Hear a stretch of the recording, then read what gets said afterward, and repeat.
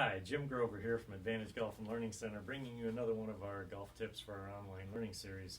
Today we're talking about compressing the golf ball. I've had a lot of questions about this over the years.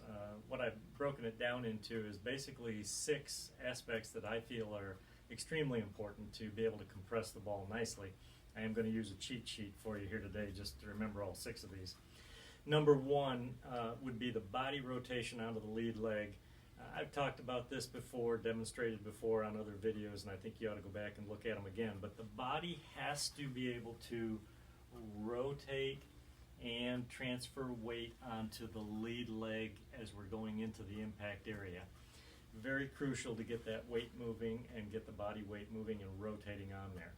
Number 2 is the club head speed, and basically that's influenced by the body rotation here. So club head speed being different for everybody, but for every mile an hour of increase in the club head speed, you can guarantee that you're going to get about 1.5 yards difference with an iron and more, and you're going to get with a driver, you could get as much as 2.5 yards more.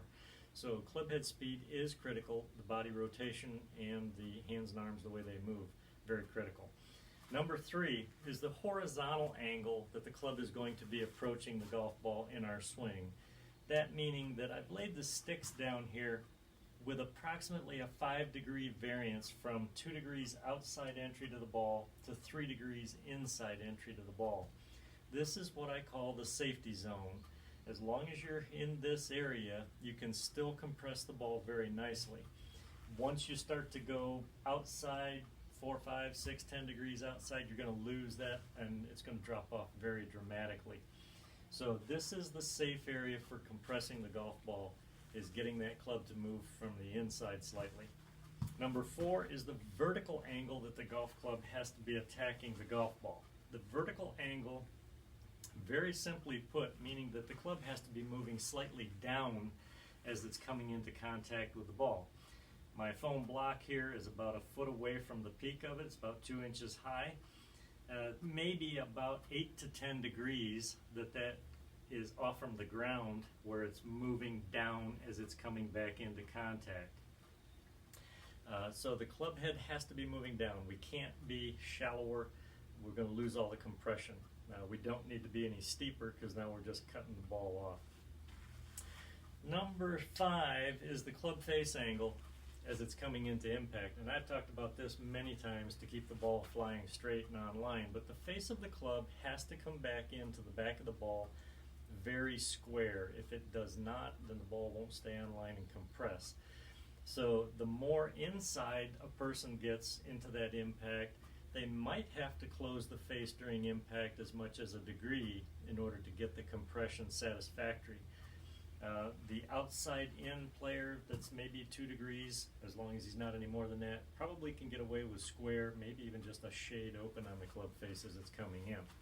But in other words, that club had to be making an entry back into the golf ball and get basically square against it. Number 6 I saved for last, which is the shaft lean, probably the most important thing in compressing the golf ball.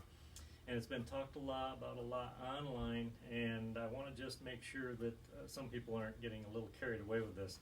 Shaft lean usually runs anywhere between 4 and 10 degrees of hands forward during the impact of the golf ball. The stronger the player, faster the swing speed, they're usually going to be 6 to 10 degrees shaft lean coming in, because they need to keep that ball down just a little bit, give it a little bit of spin, and keep it under control. The slower swing speed player probably doesn't need to get but only about 4 to 6 degrees as they're coming in, because they need to get the ball launched into the air and they don't need a lot of spin. So I hope this golf tip has helped to enlighten you a little bit, maybe giving you some insight on how to compress the ball a little better. If you get 1 or 2 of these right in your golf swing, you're going to be very, very pleased. If you get all 6 of them right, we might just see you on TV. But I hope this has helped. If you have any questions, feel free to give me a call here at Advantage Golf.